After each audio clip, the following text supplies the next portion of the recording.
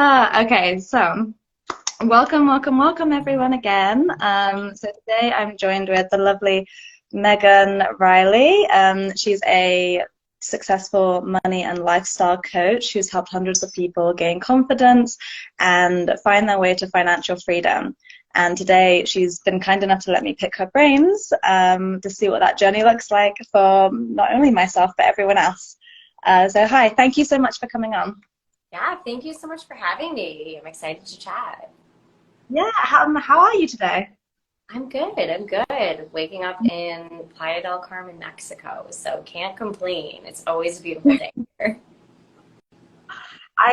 Because you were in New York for a while before, right? So it must be, I know New York is I love New York, but it must be so nice to have escaped the cold there right now. Yeah, it's too cold there. And now that I can work from anywhere, I'm kind of like, why live through a full winter anymore? Yeah, I heard it was like minus like 10 or something like that. It was like minus a lot, right? In New York. Maybe we do the Fahrenheit system. So the Celsius Oh, thing means nothing to me. It's cold there though, mhm, yes. Although it's been like a pretty mild winter, so it really hasn't been like as mhm. bad as usual. Yeah. I saw on Instagram your lovely apartment tour. How long have you been there? It's only been 10 days since I've gotten back. Yeah. So I don't know if you kind of know, I was meant to arrive here in November, but I was Mhm. traveling and I fell and I fractured my heel. So I went back home for the holidays and had a few months of recovery. Hmm. But at least I was home for the holidays, which was pretty nice. Yeah, yeah, that's nice. Are you fully recovered now as well? Yeah, I mean, more or less. There's still like some things I have to work on in physical therapy, but as far as like day to day, I'm good. Hmm. It will be a little while before I'm like running marathons. Okay, so let's jump straight in. So tell me your story. How did you end up going from your corporate life to traveling the world and having complete freedom? Yeah, it was, I mean, it was pretty organic. There wasn't necessarily like a break point where I made the decision and decided to do it. It was something I always wanted to do and always envisioned for myself, but I Mhm. honestly didn't know the how. Um, and then one day in late 2018, I got laid off and I just decided like I don't want to do this corporate life anymore. Well, I mean, that's not necessarily true. I didn't want to do it, but I also didn't necessarily think that I wouldn't be going back. I was laid off, and I think I got to a point where I was like, rather than do what I would normally do, which is go find another job, I was like, right now, I think for the first time in my life, I feel like I've got a little bit of space and time and a financial cushion to say, I can try something different and see where it leads. And so that's what I did. I just said, and I think, you know, of course, this was something I always wanted to do, and there was a lot of fear involved. I mean, I think there's like, for me, it was like there's the personal fear of, okay, I can go and do this and take this leap. And then I think this is what a lot of people are afraid of when they want to do this, but they don't take the leap. It's because, okay, I'll go and I'll do it and I'll spend a good chunk of time and money traveling, and then I'll come back into my quote unquote normal life, and maybe I'll be in a worse off position. I'll have taken a career break. So I'm going to have to scramble to find a job. Maybe now I won't have that leverage of already, you know, they say, and I was a recruiter for years. They say it's easier to find a job when you have a job. And there's Mhm. some truth to that. It does take the pressure off, but it's also easy to find a job when you have internal confidence and you know what skills you have to offer and you have a financial cushion. So that can really help and give you the permission to take more risks. And that's what I work on with my clients as a coach, is like, let's develop that internal confidence. Let's develop your like holistic skill set and like put together a financial plan. But, you know, of course, so I had that fear that like, I'll come back in a deficit. I'll come back having spent a bunch of money, so in a worse financial position.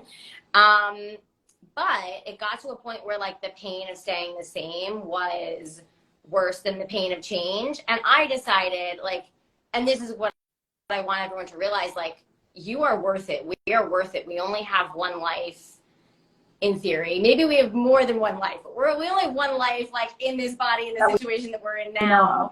And so take that risk, like put together a plan. And like, for me, you know, there's the fear of spending the money to do it, but it's like, what is the money for if not to enjoy your life, if not to do the things, use it as a tool to do the things you want to do.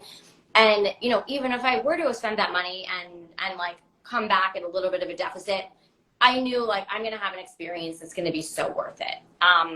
And what ended up happening is I went and traveled and then discovered that people kept asking me like, how were you able to do this? And I realized like, oh, I now have this whole skill set that has suddenly come together that I didn't even think about. Like I worked in finance for 4 years. I was a corporate recruiter.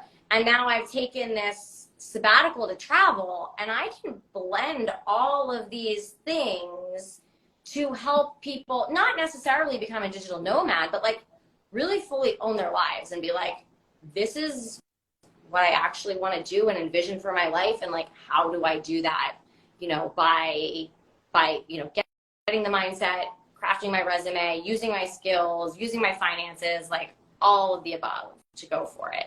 Mm-hmm. Yeah, I like relate to that so much. I think one, I took way too long to do this, and it was for all those reasons that you just said. It was I was worried about taking a break, because when I did the first time, it was actually harder to get back into like the corporate world. But then also I didn't actually want to. That wasn't my motivation anyway. So yeah, I totally like relate to everything you just said. So then, when did you start your money and lifestyle coaching business? Because when I met you were definitely doing that. That was like over a year ago. So how long before then? Yeah, it was in 2020. So I left my corporate recruitment job, and then I sublet my apartment. I took like a little sabbatical. I went to Australia, Indonesia, Peru. And it was when I was traveling that, you know, friends back home, or I realized people were like, because I'd always traveled when I had a corporate job, and people would always ask me, how do you travel so much? How can you afford to travel so much? And I never really understood the question, because I was just like, well, that's what's important to me. So that's what I spend my time and money doing.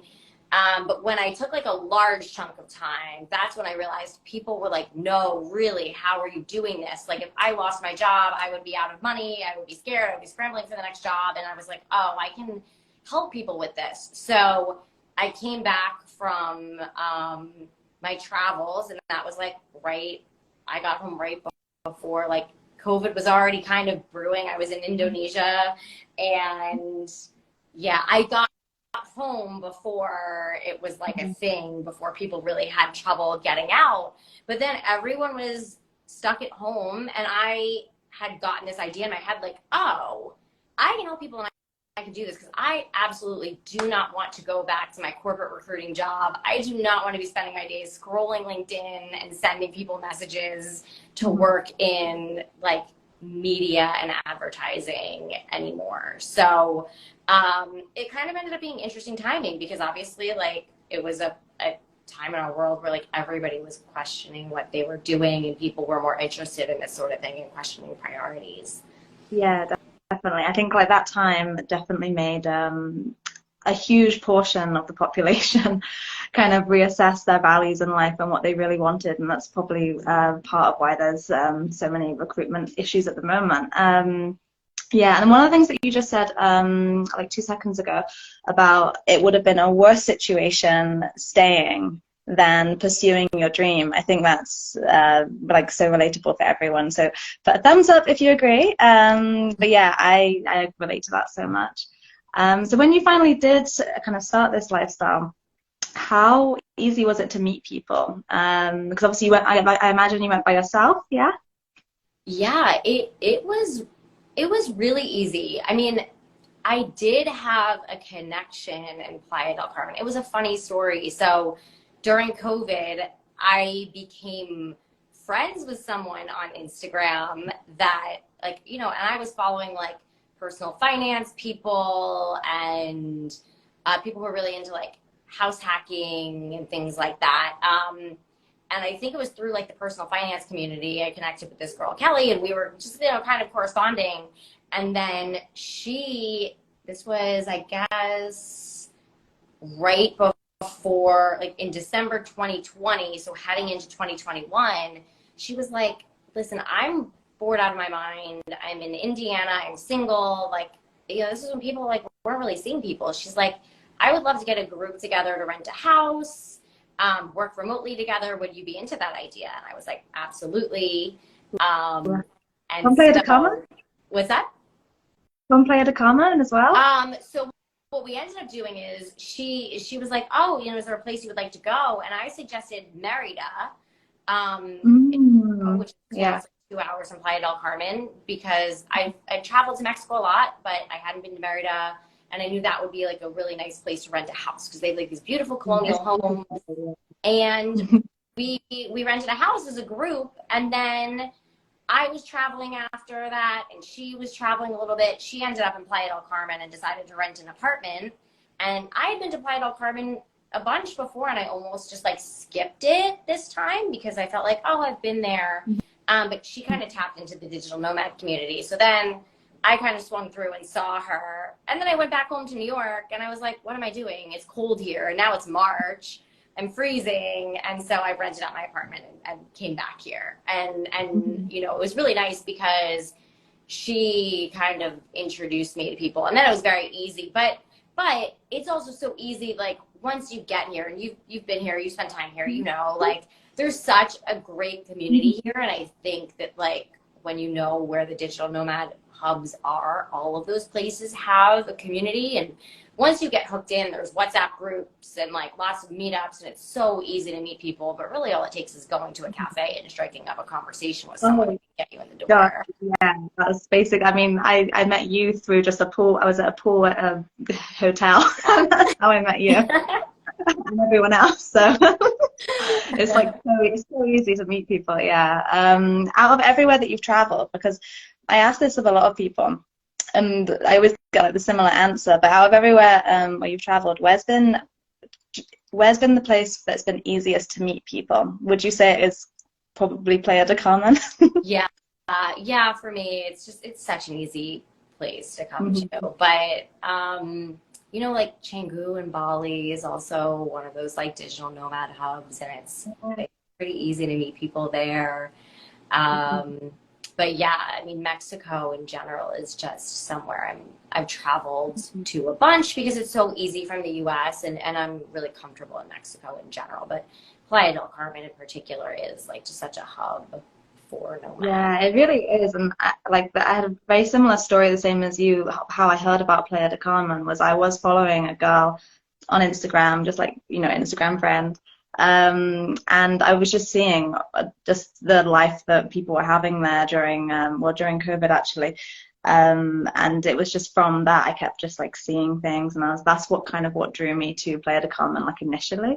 But yeah, it's such a cool place, and the same with Canggu as well. It's the same vibe where you just go and you can just meet so many people by just having coffee. Yeah, absolutely. That's really all you have to do to make it work as a digital nomad or to meet people. Yeah. So what would you say is the biggest misconception about digital nomads, location independent people, or corporate hippies, as I like to say sometimes? What's the biggest misconception? Yeah, I think there are a couple. I think number one, that everyone's on some sort of permanent vacation. I think that's absolutely not true. Everyone has their kind of normal Monday to Friday routine. A lot of the time, I do think it's really nice. There's more flexibility. People tend to have more flexible schedules, which is really nice. You're generally in a smaller, tight knit community where there's more room to like do fun things during the week.